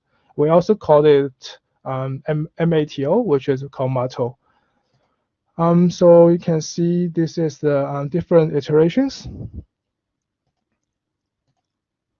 So yeah, back to my research aim and the question. I think all the questions has been addressed. It's for achieving the research aim. I think it's now it's quite successful. And for the future work, we are gonna apply the algorithm on the staircase sculpture. Also using the one 3D metal print to realize it. So maybe you will see it in the next few months. So this is the basic concept design for the sculptures. And also recently, my another future work is to do the artificial Taihu stone. As besides with integrate the BESO method and Swan intelligence, we also integrate with the CFD method with the topology optimization, and integrate these two methods to design artificial stone. Also, the related paper also published on the Digital Future 2021 conference. So this is the main process about the integrate CFD and the BSO method, which is for the explore and develop the interesting the space design. So it's like for some building interior or some interesting structures. So all my research is done in the Center for Innovative Structure and Material and the Tectonic Formation Lab at the MIT. Also collaborate with the Cadular and the Digital Futures. So I would like to thank all the colleagues and the supervisors. Yeah, so that's all my presentation, and thank you. And if you have any questions, you can contact me by email or check some poster on my Instagram. Perfect. Thank you very much, Nic. It's fascinating how you mix. Yeah, I mean the research itself, so many different techniques and algorithms mixed together and working really beautifully together. It's really fascinating. Thank you. Thank you. There's a few questions in the chat, but I think now I'm gonna open up to the roundtable discussion. So Iro and Theodore, if you want to join the conversation as well, and I invite people to put their hand up if you want to ask a question directly as well to the presenters. So happy to open up to the floor as well now. Before we get started, I do encourage for you to reach out to the speakers, connect with them on LinkedIn, and part of what we're trying to do with these events is to connect great minds together, right? We can all learn from each other. So please reach out to myself or any of the organizers if you want us to put you in touch with any of the speakers. Where to get started? There's so many really, yeah. Where to get started today? I think I'll start from the very beginning, which is Theodore's opening about the dichotomy between practice and research. What strikes me as most interesting about these three presentations is that they all may seem quite research-oriented from a non-practical view on the superficial level, but they're all really practical on many different levels, and they all have really kind of targeted uses on every on the industry itself. I think maybe a good way to start the conversation is, Theodore, with yourself, if you can tell us a little bit more about your experience trying to blend the two of them together or trying to make them work on a logical way. I remember from your interview, your story is quite interesting in terms of being a self-driven person and wanting to know more about the industry and wanting to know more about AI in a way, but how would you see your journey being slightly different? And I guess question for Iro and Nic at the same time as well. How do you think the research mindset has helped question a little bit more what happens commercially, question reality in that sense? Yeah, so thanks for the question. I think for me, it hasn't been very difficult to join the two because it has been almost impossible to separate them in most of my work. So I've always I started kind of late, I guess, in the industry, depends on how someone sees it. And all I wanted to do was learn. And then the things that I was learning wasn't really, they weren't I thought I could do better, and then I would learn something else and something else. And this attitude kept going as time passed. And I think it helped me broaden the horizon. As I said, like, I'm a generalist, or I try. It's not the easiest thing to do, but it's also not the hardest, I guess. So I try to broaden my horizons. And I found that it's really incredibly powerful after a while, after you put some effort to it, to have these connections with other ideas and other domains and other concepts. And as I said in the beginning, I think that it's in between those things that the interesting things happen. So for me, it has been a driving force, but I do realize that maybe it's not for anyone. I'm not saying that specialization is bad necessarily, right? Some things, for example, at some level, you need to specialize to do them.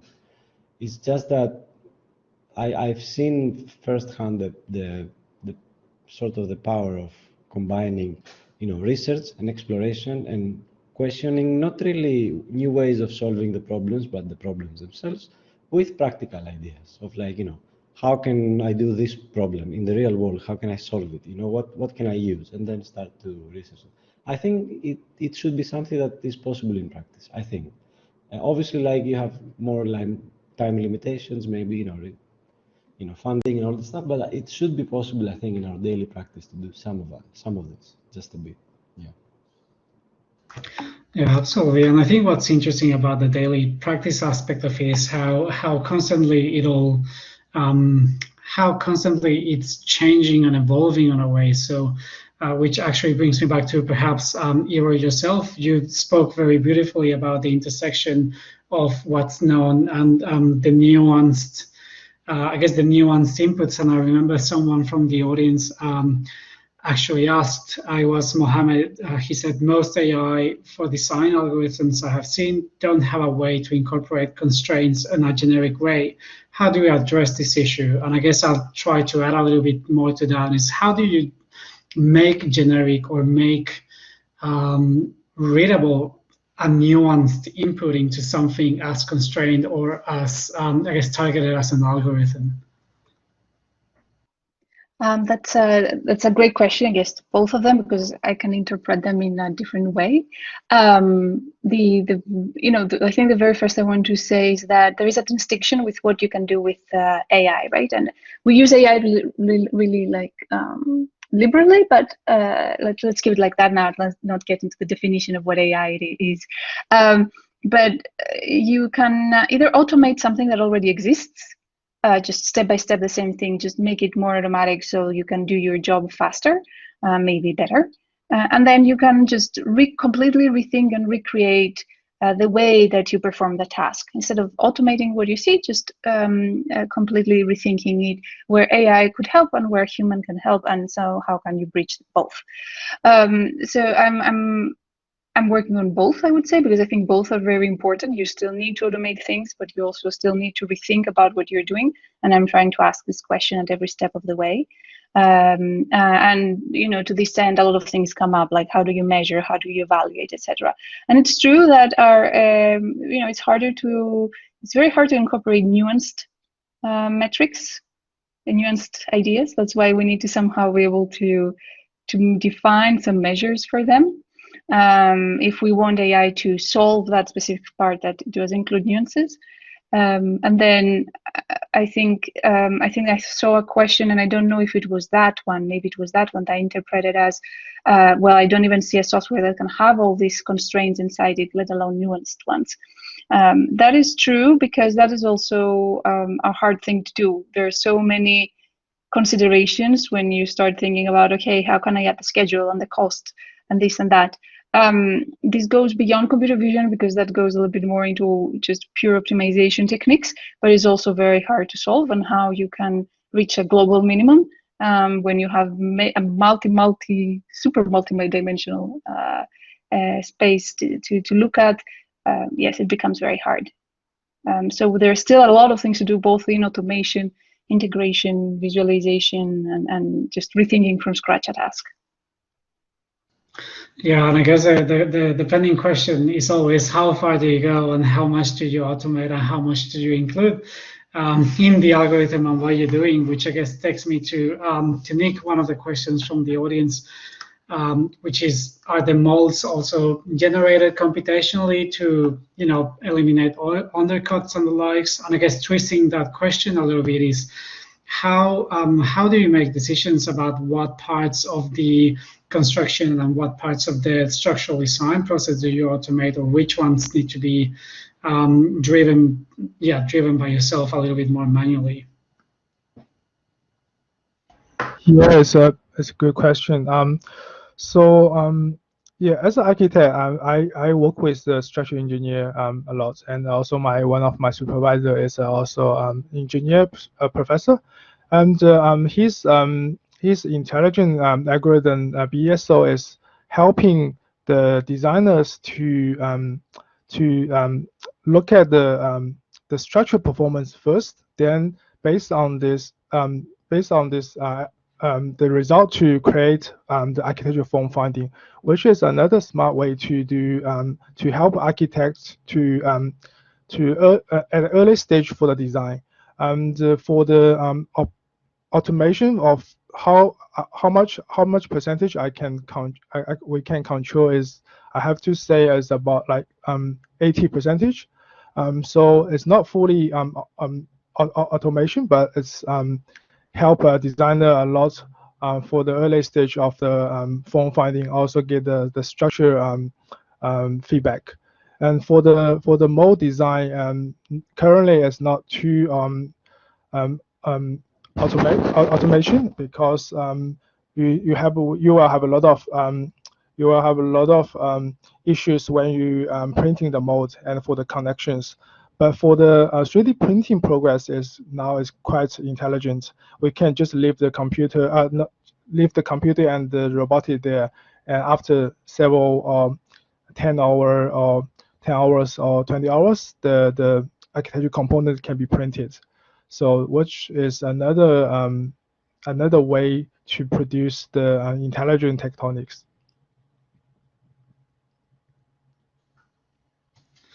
Yeah, so it's more, it always falls into being I guess a really well considered tool for the person that's using it, and it's really interesting because then it starts to depend a lot on how people are using it to drive a certain differentiated outcome from it, I guess, which brings me to a question that someone asked Theodore from the audience, which I think is a really interesting one. It was Ileana that asked, considering these systems are deterministic, will the same set of words produce the same output every time? And how is randomness introduced into the process? And I think I'd like to ask this question to the three of you in terms of how do you consider the element of randomness, and how do you consider the unexpected onto your algorithms, and how do they allow for that? Perhaps Theodore, if you want to go first. Sure, yeah. So to answer the question directly, the language models used are autoregressive models, they're called. So what they do is they predict the next word or token given a series of tokens before. And they're absolutely probabilistic. So there's never a similar, I mean, you have to try and sort of fine tune it in a way so it gives always the same output. There are ways, but it's something that you have to do. So, and in fact, when I mentioned about the incredible diversity that I saw when I was generating layouts with it, it was because of this nature of both being probabilistic, so non-deterministic at all, and pre-trained on the whole of English language. Like, I think some models I was using was pre-trained on 600 gigabytes of text, right?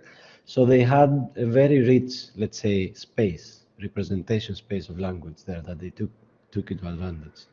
I think randomness is very important, and that's why a lot of my downstream tasks towards the end, I showed quality diversity. I didn't have time to talk about it, are focused on exploration rather than optimization. I feel that we are missing there a very important direction by simply just optimizing and finding the best design. And this randomness is crucial for this. Like, if you have a diverse generator, you can do so many things with it.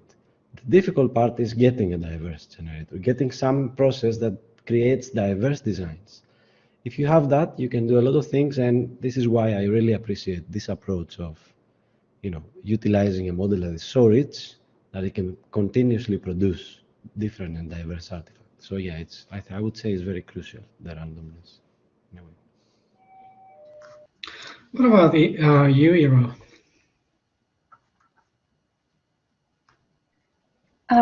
That's a hard question, because so far my work has not been focused on generating designs. I'm focusing, I think, on the rest of the life cycle of the building to reach the point where I can feed back the loop, as I said before, in my presentation back to design.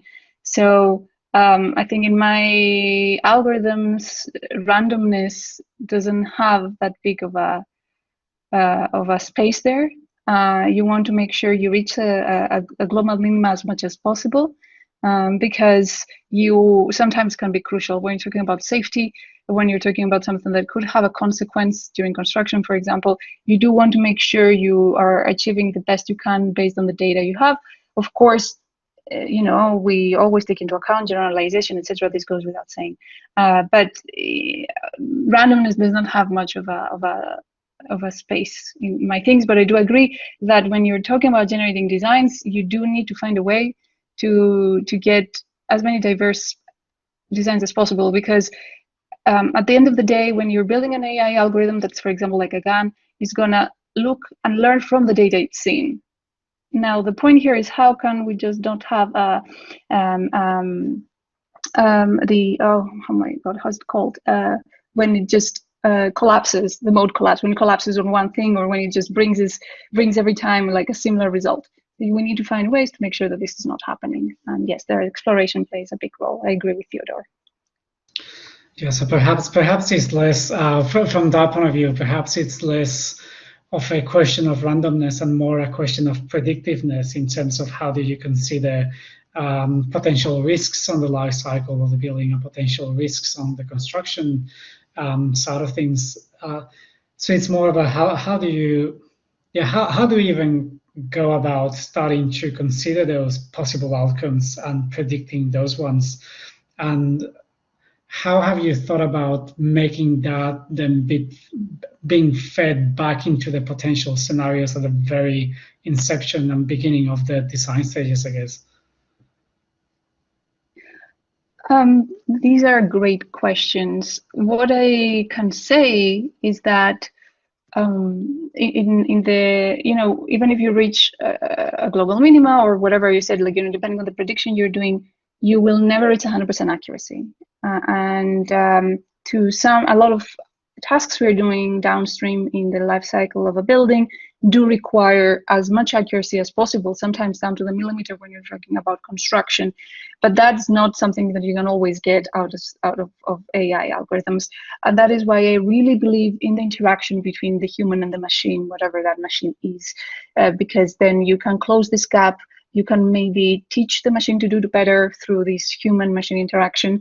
But I do believe on finding these better ways of interacting with the output and making the learning process ongoing until we are able to reach something that is as close to perfect as possible, which again, it's very hard to get. But yeah, let's not talk about perfect, but yeah, I completely agree. And I think then going back to Nic, with the interesting thing that I've always found about generative design is that it's a bit more of a closed box solution that AI would usually be, or machine learning would usually be, in terms of it's a little bit less open-ended, because the algorithms are really, I guess, rephrasing what I'm saying, the way in which the algorithm is working is a bit more constrained, and the inputs are pretty direct and clear. How do you but having said that, you've actually achieved a lot of different diverse outputs in the way that you've used the algorithm in the past. So when you consider diversity on outputs as something that you would like to achieve, or you would ideally like to explore on the algorithm, how do you go about building that in on a system such as generative design, which is a little bit more constrained? Yeah, for the this is the question we always explore. The BESO method, the topology optimization method, has been applied on the several projects already. So when I started my PhD study, I'm also looking at the potential of the more diversity of the BESO and the topology optimization. So that's why we integrate with the multi-agent system, Swan intelligence, into this topology optimization algorithm to make this algorithm have two ends, which one end is more engineering, other end is more architecture. So it can balance the architecture and the structures, and also to create the more diversities. Also, that's why we also apply the CFD into the topology optimization to creating the more diversities. So because the topology optimization is mostly is applied the components or modules or architecture components, and it's self-weight. So and sometimes it's a loading. So we need to think about more the external data driving to impact with the results for more diversities when we apply the topology optimization on the design. Yeah, right. One question that I think I have for everyone, following up on that as well, is how did you? And I think I always like asking a question along the lines of this in terms of how do you get started, but because we are dealing with I guess systems and industries that are quite well constrained on multiple ways, from a legislation point of view towards a structural and I mean of course physics point of view at the same time. When you start to design or think about these systems, do you start considering these constraints and working from those onwards, or do you start kind of exploring with something very free-form, free-minded, and then start incorporating and working those constraints in? And I guess this is an open-ended question for any of the three of you that want to answer first. I can start maybe. So I am definitely on the camp of starting freeform on any sort of constraint, and the reason is that a lot of like in really complex problems, right? Like any sort of design is the space where you're trying to explore is really difficult to really. It's a difficult space, like a difficult landscape, let's say, especially when we include all the important parameters in there. And if you focus from the beginning on your constraints and you constrain the search, as we typically, I think, do in parametric design, for example, then you miss out on designs that can be stepping stones to something better. So this is my favorite insight from quality diversity is that when you are searching, the areas that you usually wouldn't care about, for example, an area where some legal constraints or regulatory constraints are for example, not satisfied, right? Usually we would throw those designs away. But if you keep the search going, you will see that some of the good designs at the end of the process come from their genealogy, in a way, passes from these areas that we usually don't care and throw away. So I would always say explore first. The problem with exploring first is that it takes time. And if we want to do a performance-based exploration, it's almost impossible at the scales that I'm talking about, so hundreds of thousands of designs. And I think this has been the biggest bottleneck so far. Machine learning helps with that. And in fact, that was the first project I started doing when I stopped and went into this. So the infrared that I mentioned, it can help as a prophet, as a sort of predicting performance. But the goal, I think, if you have that powerful tool, should be large-scale exploration with as little constraints in the beginning as possible.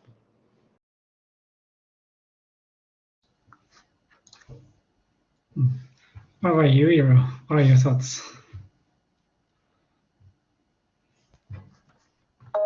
I agree with Theodore on what he said. Too much constraints in the beginning does not help. Of course, we should not forget that AI, machine learning do not work with the same way as humans do. So we should not be rendering the way we approach problems in the way the machine learning should. Sometimes we need to think a bit from the machine learning perspective. But I do agree that the more constraints, especially if you're talking about generating, it will just localize the exploration space into such a small point that you won't be able to get many diverse results. If that's though something you want, if that's something that you desire because you already know all the criteria you really need to focus on and you don't want to explore nothing more, then I think you can do that. Something flexible that does account for a lot of criteria but also very little, I think is the best solution to go for. So it's about striking the right balance always. And I can see, I think, Mohammed, you've got the hand raised if you want to ask a question. Yes, thank you. Thank you, everyone, for these great talks, first of all. I really enjoyed them.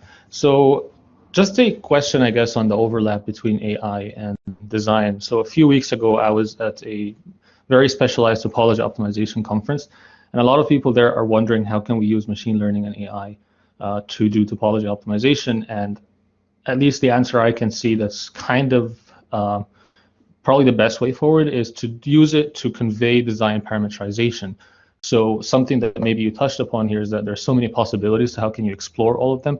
And I think the key here is how you parameterize your design. So have you considered perhaps using AI as a way to find a family of designs that then somebody later down, like downstream, maybe a structural engineer or somebody who has more of the structural constraints can actually pick the best among of these or from this family of designs? Yeah, I guess it's a slightly open-ended question.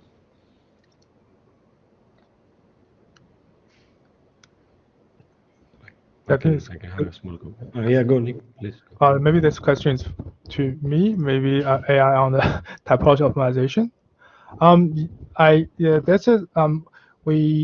Our team also, the Professor Mike Shear's team already have one people to working on the AI apply on the structural optimization and the typology optimization. It is quite challenging to do this because currently the structural optimization and the structure design is very hard for the AI to apply on it, and even the architecture design. So AI is just, in my opinion, is just an assistant to help designer to help the engineer to get the best results, but still need to a lot of human input in there. So that's my thoughts of that.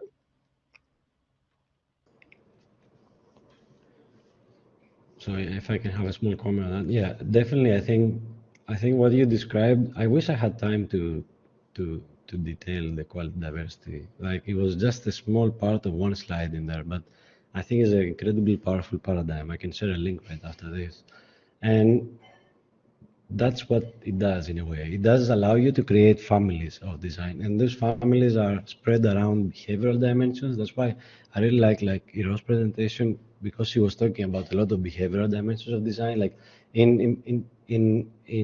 think in architecture and engineering, we usually think in terms of the input space. So that's at the design space, right? The sliders going in. But quality diversity focuses on the behavioral space, which is kind of like the output space. So imagine like visualizing your designs across performances, right? In a map, and there is a gradient of performance and then different clusters, right? So this is what quality diversity does, and I think it's a very nice way to do what you said, to sort of visualize these families of different designs across different dimensions.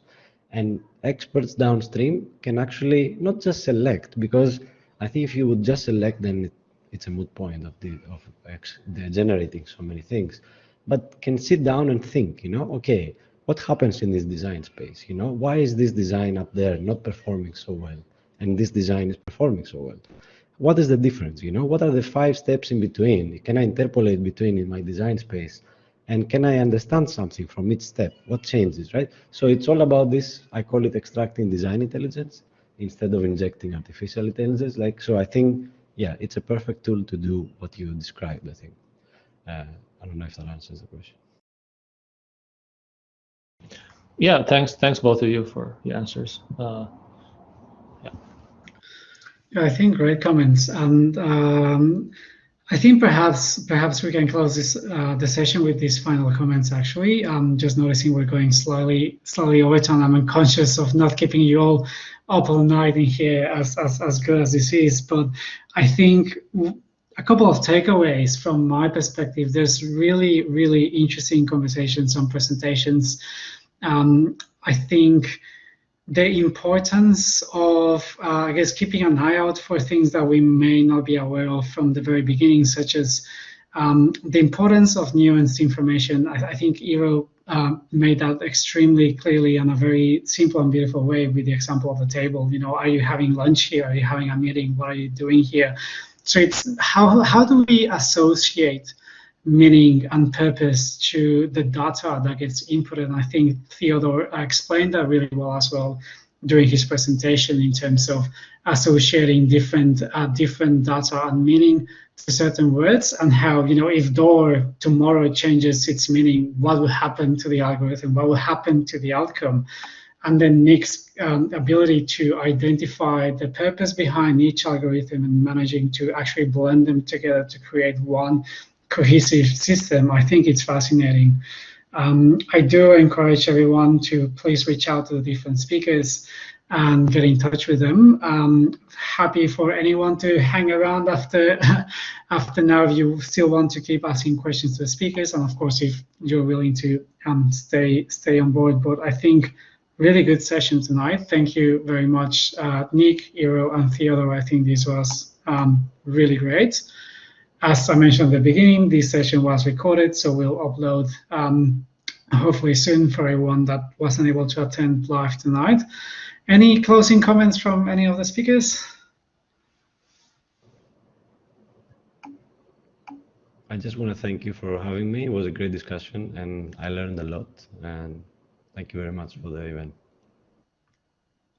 Same here. I learned a lot both from the speakers, Andres, your own understanding of what we presented, and of course from all the attendees and their beautiful questions.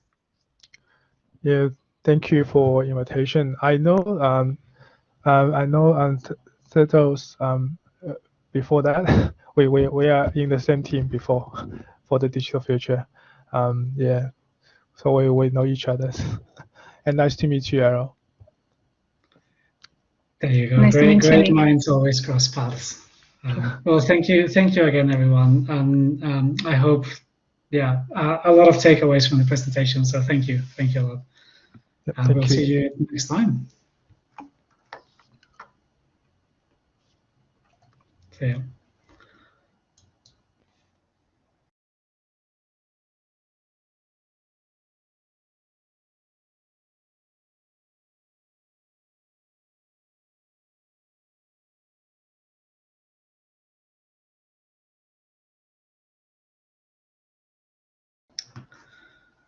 And thank you again, Jane and Will, for going through the whole presentation and staying with us, ensuring everything works. Very much appreciated.